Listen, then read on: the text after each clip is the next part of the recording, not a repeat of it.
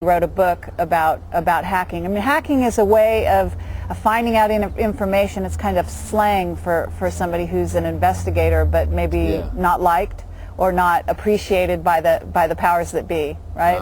Okay, yeah, like a journalist hacking away at the typewriter. So, can you tell me what else you found? Because I know that you have something, has some information in regard to non-terrestrial officers. Is that right? Yeah. There was an Excel spreadsheet, and the title was non-terrestrial officers. Then it had names, ranks. It wasn't a long list. Didn't even fill the whole screen, I think. Well, could you just generally say how many? I mean, if you were to guess, are we talking 20, 50? 20. Uh-huh. Maybe 30. Mm-hmm. Did you notice if they were male or female by chance?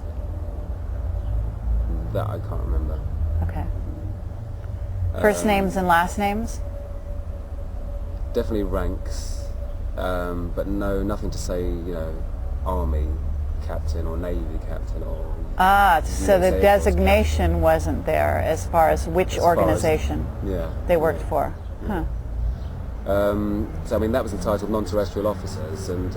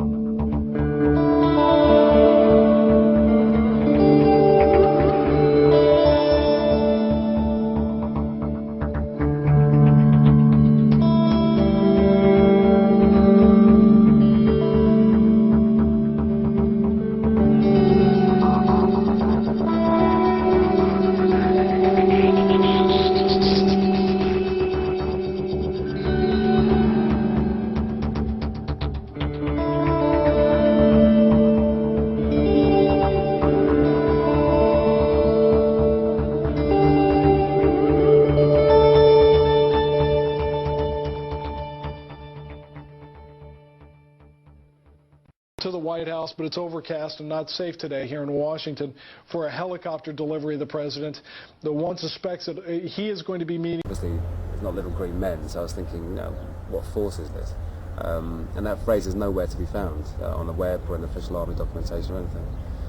And the other thing was a list of ship-to-ship and fleet-to-fleet transfers. Bear in mind, fleet-to-fleet, so multiple ships, of materials. And these ships weren't, US Navy ships. Again, I don't remember any of the names, but I remember at the time looking and trying to match up the names, and there wasn't anything that matched. So, now this theoretically would have been pretty top secret information if indeed non-terrestrial is what it sounds to be, which is off-world, right? Yeah. I mean, I gleaned from that information, I surmised that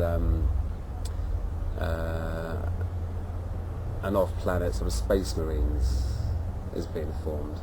And if you actually look at DARPA, Defence Advanced Research and Projects Agency literature at the moment in the last few years, and a lot of the government space command stuff, it's all about space dominance. That is really is the final frontier. So I think it's natural for them to want to control space and be developing a space going forward in secret. But I think most likely using technology reverse engineered from ET. To get out there, in other words. Yeah, and also to be cloaked. I mean, otherwise, how many other governments would see this going on?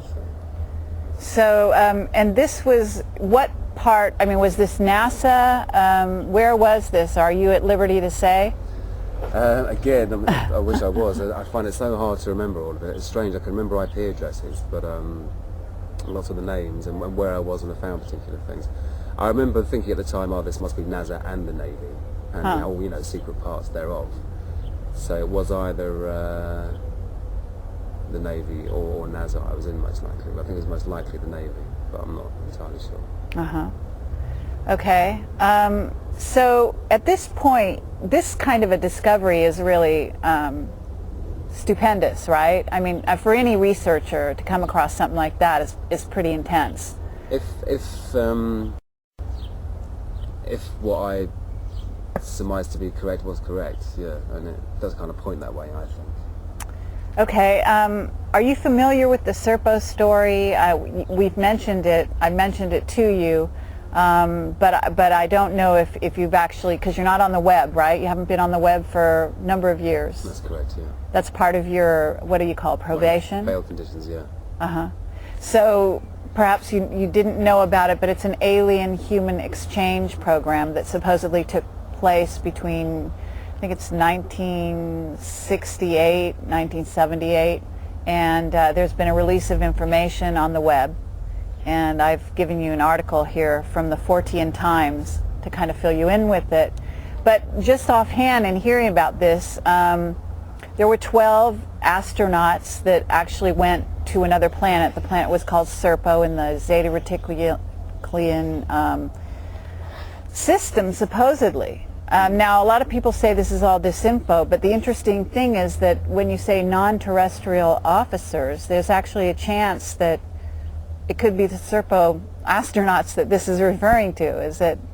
Does that link up for you at all? Well, I mean, yeah, it certainly could do. I think all things are possible in these kind of cases. I mean, yeah, just the fact that it's not based on Earth doesn't necessarily mean it's orbiting Earth, does it? It could just be based on another planet, another solar system. Right, because it's just non-terrestrial, meaning not on the Earth. Yeah. So yeah, we're talking about people that are based somewhere else in the solar system, theoretically, whether they're up circulating, circling the planet in a spaceship, or they're actually on another planet. Anyway, it's just an interesting link up that's kind of unexpected, I would say. Yeah. So what exactly happened to you when like sort of the blow by blow of when you got discovered? I'd been asleep for an hour, and it was about 8 o'clock in the morning, and I think my girlfriend answered the door. It was the National High-Tech Crime Unit. I missed a nasty routine, like, oh no, but you're like, mate, I used to dabble a bit, if you know what I mean, and then, oh, we got into NASA and the Pentagon, trying to get me to admit things before I was even in the police station. So I kept my mouth shut, obviously. And then we went down to the police station. I was there for 4 hours, which time I used to catch up on some sleep, because I was absolutely knackered.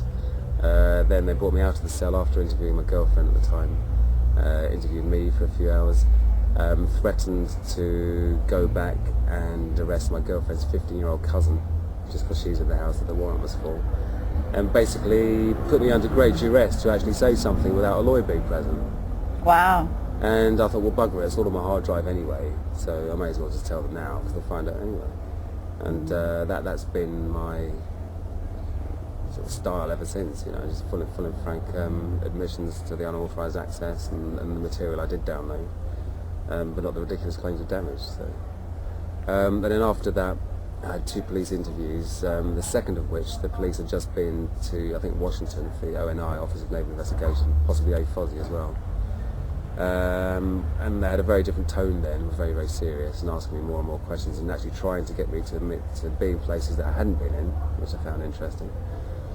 And then November of 2000, having been arrested in March, in November of 2000, the Department of Justice said they intended to apply for my extradition. They didn't actually apply for it then, but said they intended to. And then we waited and we waited and we waited, nothing happened. And then along came the 2003 Special US-UK Extradition Act only, which required no evidence whatsoever on the part of the Department of Justice to be provided in order to take a UK citizen.